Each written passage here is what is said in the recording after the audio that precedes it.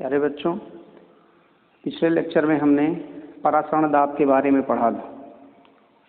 आज हम दैनिक जीवन में परासरण के क्या रोल हैं, उसका क्या महत्व है, उस टॉपिक पे डिस्कस करेंगे। तो हम सभी जानते हैं यदि किशमिश को पानी में डाल दिया जाए, आप जानते हैं कि किशमिश फूल जाती है। सामान्यतः किशमिश कुछ इस आकार का होगा, लेकिन ये फूल करके इस शेप में आ जाती है। इसका क्या कारण हो सकता है? निश्चित तौर पे जो पानी है और किशमिश के अंदर जो विद्यमान द्रव्य है, दोनों के मध्य किशमिश के ऊपर जो एक लगी झिल्ली है, जो कि एक अर्ध पारगम्य झिल्ली का काम करती है, उस झिल्ली से पानी अंदर की ओर परासरित हो जाता है। और जब किशमिश के अंदर पानी चला जाएगा तो वही किशमिश फूल जाता है। यही प्रक्रिया यहाँ पे अंडे के छिलके को अगर हम पानी में डाल दें, तब भी अंडे के छिलके के अंदर विद्यमान जो द्रव्य है वो सांद्र है और पानी तनु है। पानी तनु है तो इस तनु विलयन से सांद्र विलयन की ओर पानी का पारगमन होगा और जो अंडे का छिलका होगा यह फूल जाएगा। इसमें सेलिंग आएगी, मोटा हो जाएगा। किंतु यदि इसी अंडे के छिलके को हम HCl में डाल दें, हाइड्रोक्लोरिक अम्ल के विलयन में डाल दें, तो आप देखेंगे कि अंडे का छिलका सिकुड़ जाएगा। ऐसा इसलिए होता है कि अंडे के छिलके के अंदर विद्यमान जो द्रव्य है वह HCl सॉल्यूशन की तुलना में कम सांद्र है, यानी HCl सॉल्यूशन ज़्यादा सांद्र है और अंडे के छिलके के अंदर का जो सॉल्यूशन है वह तनु है। तो तनु विलयन से सांद्र विलयन की ओर जो विलायक होगा उसका पारगमन होगा, जिस कारण छिलके में विद्यमान जो पानी की मात्रा होगी वह और कम हो जाएगी और वह सिकुड़ जाएगा। दैनिक जीवन में हम अचार बनाने के पहले कच्चे आम की जो फली को काटते हैं, तो काटने के बाद उसको लवण में रख देते हैं, नमक में रख देते हैं। नमक में रखने पर आप देखते हैं कि वह सिकुड़ जाती है। उसमें से जो विद्यमान द्रव है, पानी है, वो निकलकर बाहर चला जाता है। ऐसा इसलिए है कि जो लवण होगा यह सांद्र सॉल्यूशन का काम करेगा और जो कच्चे आम के अंदर विद्यमान द्रव्य है वह तनु का काम करेगा। और आम के ऊपर जो परत है वो अर्धपारगम्य झिल्ली का काम करेगी। उस अर्धपारगम्य झिल्ली से जो पानी है निकल करके लवण में मिल जाएगा और वहाँ का जो पानी है फली के अंदर का वह सूख जाएगा, जिस कारण वह फली सिकुड़ जाती है। हमारे शरीर की रक्त कोशिकाओं का जो परासरण दाब होता है, हमारी रक्त कोशिकाएं हैं, इन रक्त कोशिकाओं के ऊपर भी एक अर्धपारगम्य झिल्ली है, सेमी परमिएबल मेम्ब्रेन बनी हुई है। इस सेमी परमिएबल मेम्ब्रेन के ऊपरी सिरे पर जो झिल्ली है उससे द्रव रक्त कोशिका से बाहर जा सकता है और रक्त कोशिका के अंदर आ सकता है। तो इसके अंदर जो परासरण दाब होता है, इस विलयन के अंदर जो परासरण दाब होता है वह 0.9 m/V 0.9 m% mass by volume यानी Cl विलयन के समतुल्य होता है। अब हम यदि रक्त कोशिकाओं के आसपास हम इससे अधिक सांद्रता या इससे कम सांद्रता के विलयन को प्रवाहित करें, तो निश्चित तौर पर रक्त कोशिकाओं का जो वास्तविक आकार होगा वह डिस्टर्ब होगा। जैसे यदि हम रक्त कोशिकाओं के सिराओं में, जहां रक्त कोशिकाएं प्रवाहित हो रही हैं, उन सिराओं में सामान्यतः डिहाइड्रेशन की कंडीशन में हमें ग्लूकोज चढ़ाने की ज़रूरत पड़ती। तो वास्तव में जो ग्लूकोज चढ़ाया जाता है वह कौन सा सॉल्यूशन होता है? तो चूंकि इसके अंदर जो ऑस्मोटिक प्रेशर होता है वो 0.9 m मास बाई वॉल्यूम यानी Cl के समतुल्य होता है, इसीलिए उस ग्लूकोज में जो साल्ट की मात्रा होती है वह 0.9 m mass by volume concentration का ही रखा जाता है, कि जिससे सिराओं में प्रवाहित होने वाला जो ग्लूकोज का पानी होगा वह रक्त कोशिकाओं के अंदर विद्यमान पानी को ना तो बाहर ले सके और ना ही एक्सेस मात्रा में रक्त कोशिकाएं बाहर से पानी एब्जॉर्ब कर सकें। ये प्रश्न पूछा जा सकता है कि जो ग्लूकोज चढ़ाया जाता है डिहाइड्रेशन की कंडीशन में, उसकी कंसंट्रेशन कितनी होनी चाहिए? तो निश्चित तौर पे 0.9% मास बाई वॉल्यूम यह होना चाहिए। तीसरी चीज है, इसका उपयोग हम और जगहों पे करते हैं। जैसे अगर हम मांस को प्रसंस्कृत करना चाह रहे हैं, मांस प्रसंस्करण में मांस को अगर हमें सुरक्षित रखना है तो उसको हम साल्ट के साथ पैक करते हैं। ऐसा इसलिए करते हैं जिससे मांस में विद्यमान जो एक्स्ट्रा जल है वह निकलकर बाहर आ जाए, और निकलकर जब बाहर आ जाएगा तो निश्चित तौर पे इसमें जो बैक्टीरिया की इन्फेक्शन की संभावना होगी, जब मांस में पानी की कमी हो जाएगी तो वो सूख जाएगा, और जब उसको दोबारा पकाना होता है तो उसको पानी में डाल देंगे, मांस अपने ओरिजिनल फॉर्म में आ जाएगा। ऐसे ही फलों को संरक्षित करने के लिए जब भी हम फल संरक्षण की बात करते हैं तो फल संरक्षण के लिए हम उसे शर्करा के घोल में रखते हैं। आप देखते हैं मुरब्बा वगैरह जब बनाया जाता है तो फलों को चीनी की चाशनी के अंदर डाला जाता है, रखा जाता है। इससे क्या होता है कि चीनी के चाशनी के अंदर, उसमें विद्यमान, फल के अंदर विद्यमान जो पानी होगा वो निकलकर चीनी के अंदर आ जाएगा और वो धीरे धीरे इवापरेट होगा, धूप में रख देंगे, इवापरेट हो जाता। तो फल संरक्षण में शर्करा के घोल का उपयोग करते हैं, और मांस संरक्षण में हम लवण के घोल का प्रयोग करते हैं। आपने देखा होगा कि सब्जियां या फल रखे रखे सूख जाते हैं, किंतु यदि उन्हें हम फिर पानी में डाल दें तो उनके अंदर ताजगी आ जाती है। ऐसा इसलिए होता है कि बाहर जो विद्यमान द्रव है, जल है, वो धीरे धीरे उनके अंदर प्रवेश कर जाता, और सब्जियों तथा फलों में जब पुनः जल प्रवेश कर जाएगा वे फूल जाएंगे और ऐसी प्रतीत होंगी जैसे कि वे ताजा हों। एक और कंडीशन आती है, इसका दैनिक जीवन में उपयोग है, वह है एक रोग,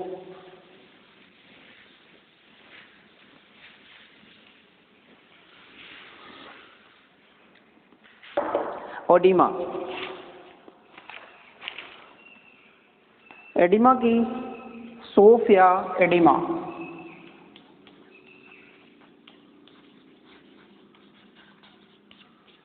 यह एक ऐसा रोग है जो परासरण प्रक्रिया से ही जुड़ा है। हम जानते हैं हमारे शरीर के जो टिश्यूज हैं वो कोशिकाओं से बने हैं, और उन कोशिकाओं के अंदर स्पेस है। तो ये अंतराकोशिकीय स्थान जो है, इस अंतराकोशिकीय स्थान में यदि पानी की मात्रा ज़्यादा हो जाए, यदि पानी की मात्रा बढ़ जाए, तो निश्चित तौर पे ये स्पेस ज़्यादा अधिक हो जाएंगे। तो सामान्यतः एडिमा या सोफ रोग उन लोगों को होता है जो अधिक मात्रा में लवण का सेवन करते हैं, नमक का सेवन करते हैं। अधिक मात्रा में लवण के सेवन करने से इनके शरीर में जो सामान्य विलयन प्रवाहित हो रहा होगा उसकी कंसंट्रेशन अधिक हो जाएगी, लवण की मात्रा उसमें बढ़ जाएगी। और जब इन कोशिकाओं के संपर्क में आएंगे तो यहाँ पे लवण की मात्रा अधिक होने से इस कोशिकाओं के अंदर विद्यमान जो जल की मात्रा होगी वो निकल करके आ जाएगी इस अंतराकोशिकीय स्थान के पास। तो यहाँ पे जब जल की मात्रा इस प्रकार बढ़ जाएगी तो शरीर में स्वेलिंग आने लगती। शरीर में आने वाली यह स्वेलिंग ही आपको एडिमा या सोफ रोग कहलाती है। अधिक नमक खाने से स्थूलता आती है, शरीर में मोटापा आता। उसका मेन कारण यही है।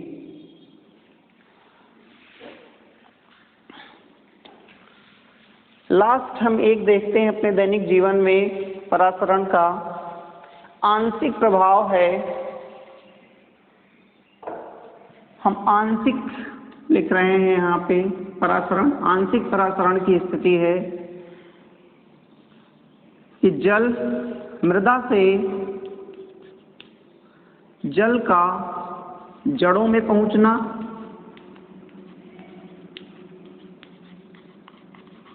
तथा जड़ से पौधे के अन्य अंगों पर पहुंचना, अन्य अंगों तक पहुंचना। इसमें भी आंशिक रूप से परासरण ही उत्तरदायी होता है। मृदा में जल की मात्रा अधिक होगी, जड़ों में कम होगी, तो निश्चित तौर पे मृदा से जल के कण जड़ों में प्रवेश करेंगे और जिन जगहों पर पानी की कमी होगी वहां पर पानी की सप्लाई इस परासरण दाब की वजह से संभव होता है। तो दैनिक जीवन में इस ढंग से इसके उपयोग हैं। इस पर जुड़ा हुआ एक परासरण से जुड़ा हुआ एक हम न्यूमेरिकल करते हैं। आपकी बुक में यह न्यूमेरिकल दिया गया है।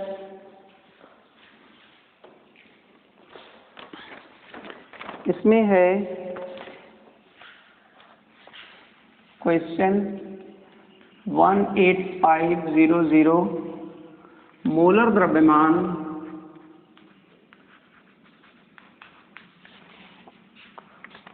वाले एक बहुलक के 1 ग्राम को 450 ml जल में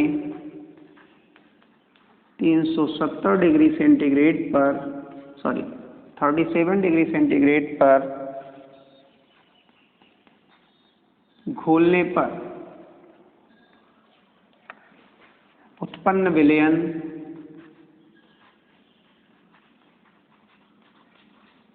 का परासरण दाब क्या होगा। इसका परासरण दाब आपको पास्कल में ज्ञात करना है। लिखा है पास्कल में ज्ञात करना।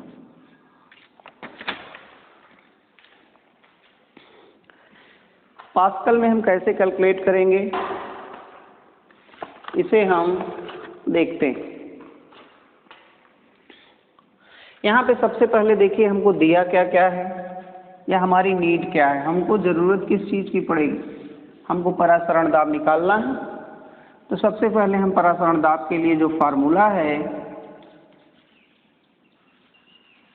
CRT, जहाँ पे C क्या है, मोलर कंसंट्रेशन यानी मोलरता,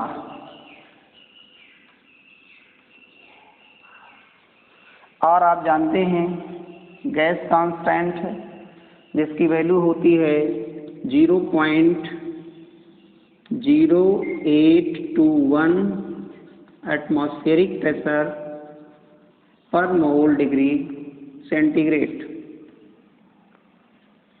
सॉरी केल्विन। टेम्परेचर यहाँ पे जो लिया जाता है वो एब्सोल्यूट टेम्परेचर लिया जाता है। तो अगर ये तीन चीज़ें हमें मिल जाएं तो इस फार्मूले से हम परासरण दाब कैलकुलेट कर सकते हैं।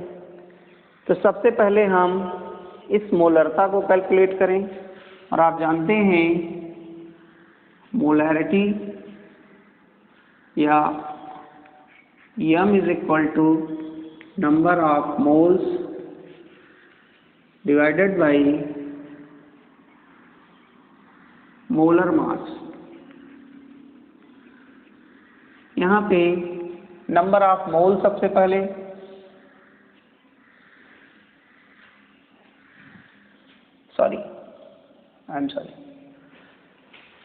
यहाँ पे नंबर ऑफ मोल्स अगर हमें कैलकुलेट करना हो, सबसे पहले हम नंबर ऑफ मोल्स निकालेंगे। नंबर ऑफ मोल्स होगा मास ऑफ पॉलीमर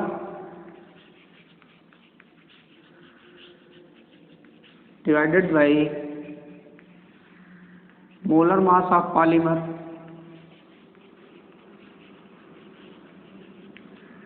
और ये दिया गया है आपका मोलर, कितने द्रव्यमान लिया गया है, 1 ग्राम को, बहुलक के 1 ग्राम, तो 1 ग्राम हो गया। इसका मोलर द्रव्यमान कितना दिया गया है, 185,000 मोलर द्रव्यमान, और मोलर द्रव्यमान को रिप्रेजेंट किया जाता है ग्राम में, तो इतने ग्राम, दोनों को कैंसिल कर देंगे, ये वैल्यू आ जाएगी 1/1.85 इंटू 10⁵ ये नंबर ऑफ मोल्स आ गए। अब अगर हम मोलैरिटी इसकी निकाल लें, ये होती है नंबर ऑफ मोल्स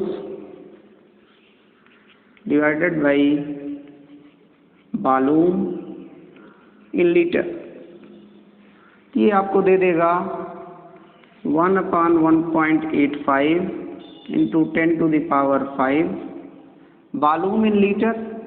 तो वॉल्यूम यहाँ पे दिया है 450 ml।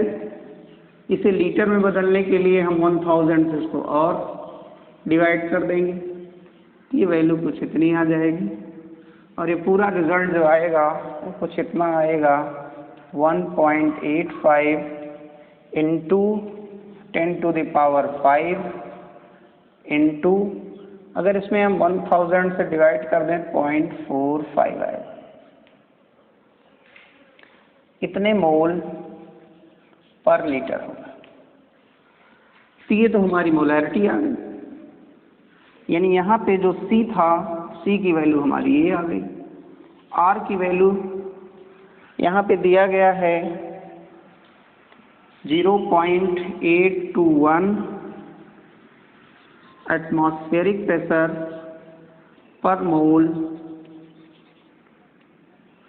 Degree kelvin. अब चूंकि हमें आंसर पास्कल में निकालना था, तो प्रेशर का मात्रक है पास्कल, तो पास्कल में हम एटमॉस्फेरिक प्रेशर को हम पास्कल में कन्वर्ट कर दें तो यहाँ से हमारा चेंज हो जाएगा। और चूंकि हम जानते हैं कि 1 atm is equal to 1.01 into 10⁵ pascal. तो इसको अगर हम यहाँ यूज करेंगे, अब यहाँ पे 1.01 है, तो हम लगभग 1 ले सकते हैं। इसको अपने न्यूमेरिकल को थोड़ा सा सरल करने के लिए हम ऐसा कर सकते हैं। तो यहाँ पे हम ले लें, ये वैल्यू लगभग उतनी ही आ जाएगी 0.0821 इंटू एटमॉस्फेयर की जगह पे हम लिख सकते हैं 1 इंटू 10⁵ तो 10⁵ पास्कल पर मोल डिग्री केल्विन। ये आर आ गया है आपका, जिसे हमें इस न्यूमेरिकल में पुट करना है। इसके बाद हमें टी लेना है। तो यहाँ पे चूंकि टी आप जानते हैं एब्सोल्यूट टेम्परेचर है, और यहाँ पे जो टेम्परेचर दिया गया है वो डिग्री सेंटीग्रेड में है, तो इसे हम बदल लेंगे डिग्री केल्विन।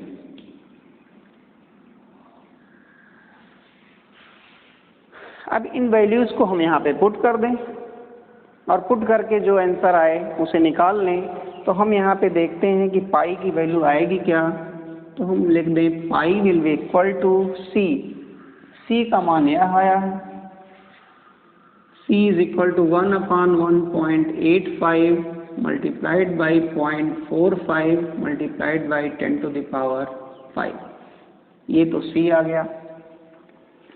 आर की वैल्यू इतनी आई है, मल्टीप्लाइड बाई 0.0821 इंटू 10⁵, और टी की वैल्यू आई है 310। इसी चीज को आप सॉल्व कर लीजिए, और आपका जो भी आंसर आया, आप देख रहे हैं 10⁵ यहाँ है, 10⁵ यहाँ कैंसिल हो जाएगा। और इन पूरे न्यूमेरिकल्स को आप सॉल्व करेंगे तो जो भी आंसर आएगा वही आपका आंसर होगा। मैं आशा करता हूँ कि आप इस काम को आगे बढ़ाएंगे, और जो आंसर आएगा वो आपका रिजल्ट पास्कल में ही होगा। अब इस लेक्चर में जुड़ा हुआ जो लास्ट टॉपिक है वो है रिवर्स ऑस्मोसिस। उसको हम देखते हैं।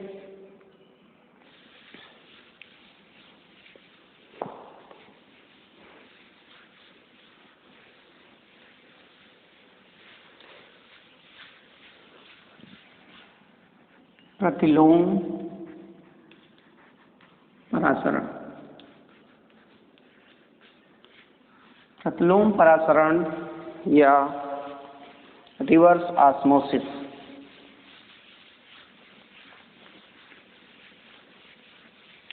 इसमें हम करते क्या हैं, हम फिर से ऑस्मोसिस की प्रक्रिया को समझते हैं।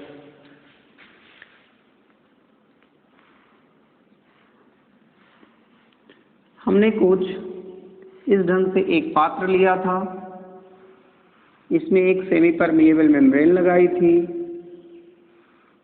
और दूसरे साइड में इसमें हमने विलायक को लिया था, और इसमें हमने विलयन को लिया था, और यहाँ पे एक सेमी परमिएबल मेम्ब्रेन हमने लगा दी थी, और यहाँ से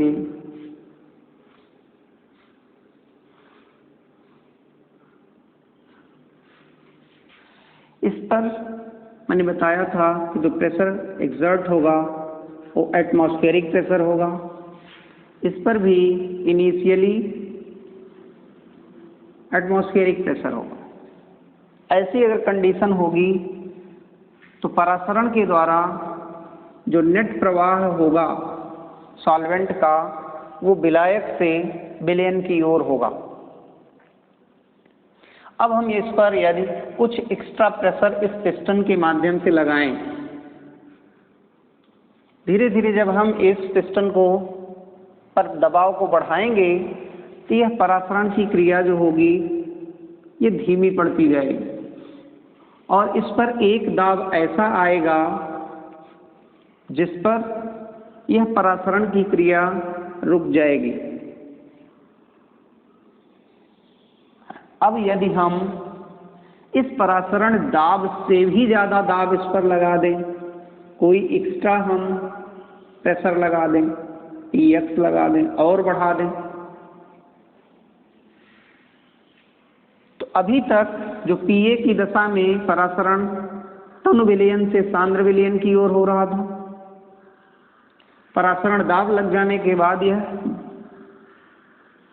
परासरण रुक गया, और जब और अधिक दाब इधर से लगा देंगे तो जो विलयन का विलायक है, विलयन में विद्यमान विलायक है, उसका मूवमेंट इस डायरेक्शन से हो जाएगा।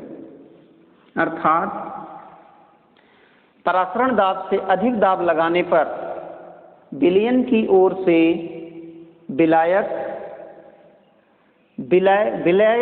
वाले पोर्शन यानी तनु विलयन की ओर प्रवाहित होने लगता है। अर्थात सामान्य अवस्था में जो परासरण हो रहा था वो ये था, और इस एक्स्ट्रा प्रेशर की वजह से जो परासरण हो रहा है वो विपरीत दिशा में हो रहा है। इसलिए हम कहते हैं कि यह जो परासरण हो रहा वो कैसा परासरण है? प्रतिलोम परासरण है। ये प्रतिलोम परासरण है, अर्थात वह प्रक्रिया जिसमें किसी विलयन पर परासरण दाब से अधिक दाब लगाकर परासरण की दिशा को बदला जा सके या बदल दिया जाए, वह प्रक्रिया क्या कहलाएगी? आपकी प्रतिलोम परासरण कहलाएगी, या फिर प्रतिलोम रिवर्स ऑस्मोसिस कहलाएगी। इसका दैनिक जीवन में उपयोग क्या है? आप देखते होंगे, सुनते होंगे आरओ का प्रचार।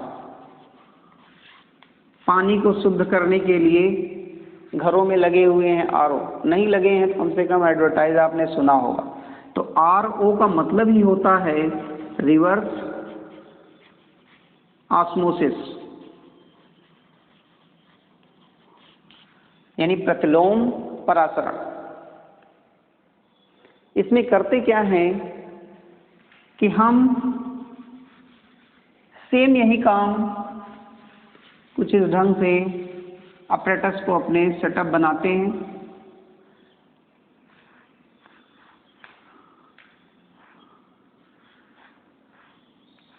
यहाँ से शुद्ध पानी हम लेंगे,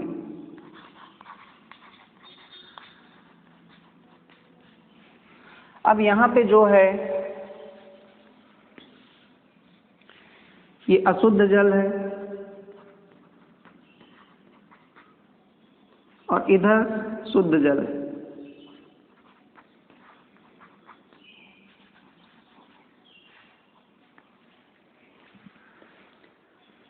निश्चित तौर पे जब हम अशुद्ध जल है तो इसमें कुछ इम्प्योरिटीज होंगी, और इम्प्योरिटीज के कारण यह जो विलयन होगा वो कैसा विलयन होगा? सांद्र होगा, और इधर की तरफ जो होगा वो तन होगा। अगर हम बाहर से इस पर कोई प्रेशर एक्सर्ट ना करें तो नॉर्मल सिचुएशन में जो पानी का प्रवाह होगा इस तनु विलयन से सांद्र विलयन की ओर होना चाहिए, किंतु हमें चूंकि इस अशुद्ध पानी को शुद्ध करना है तो हम यहाँ पे ऐसी सेमी परमिएबल मेम्ब्रेन लगा देते हैं जिसमें से शुद्ध जल तो प्रवाहित हो सके, किंतु जो यहाँ पे विद्यमान अशुद्धियाँ हैं वो प्रवाहित ना हो सके। तो इस दशा में जब हम इसके ऊपर दाब एक्सर्ट करेंगे, प्रेशर लगाएंगे, तो इस प्रेशर के माध्यम से जो अशुद्ध जल का शुद्ध जल होगा वो यहाँ से ट्रांसफर होकर के रिवर्स ऑस्मोसिस के माध्यम से शुद्ध जल की ओर आएगा, और जब यहाँ पे एक्स्ट्रा मात्रा पानी की होगी तो यह पानी इस नली से निकल करके बाहर की ओर हमें प्राप्त होगा। यही प्रोसेस आरओ में यूज किया जाता है। यही प्रक्रिया एक डीसैलिनाइजेशन प्रोसेस के रूप में भी आ रही है, प्रयुक्त हो रही है। इसमें हम करते क्या हैं? समुद्र के जल को मृदु बनाते हैं। सामान्यतः हम जानते हैं जो समुद्र का पानी होता है वो खारा होता है, इसमें लवण युक्त है, लवण युक्त पानी, तो निश्चित तौर पे ये सांद्र होगा। जब हम इसके ऊपर प्रेशर एक्सर्ट करेंगे तो इस लवण में विद्यमान जो पानी है वह इस सांद्र विलयन से तन विलयन की ओर मूव करेगा, और जो इसका शुद्ध पानी होगा वह इस पोर्शन में, शुद्ध जल वाले पोर्शन में आकर के इकट्ठा होगा, और यही पानी हम इस नली के माध्यम से अलग से कलेक्ट कर लेते हैं। तो इस प्रोसेस को विलवणीकरण कहा जाता है। इससे हम समुद्र के पानी के खारेपन को दूर करते हैं। इसमें ध्यान रखिएगा, जो सेमी परमेबल मेम्ब्रेन होती है, इस सेलुलोज के पॉलीमर होते हैं, बहुत ही मजबूत सेलुलोज के पॉलीमर लगाए जाते हैं जो केवल शुद्ध जल को आर पार जाने देते हैं, अन्य किसी इम्प्योरिटी को अपने से गुजरने नहीं देते हैं। तो ये लास्ट टॉपिक था आपके ऑस्मोसिस से जुड़ा हुआ। यह ऑस्मोसिस की जो परिघटना से जुड़ी हुई टॉपिक थी हमारी, वो खत्म हुई। नेक्स्ट टॉपिक हम वेपर प्रेशर लेंगे। Thank you.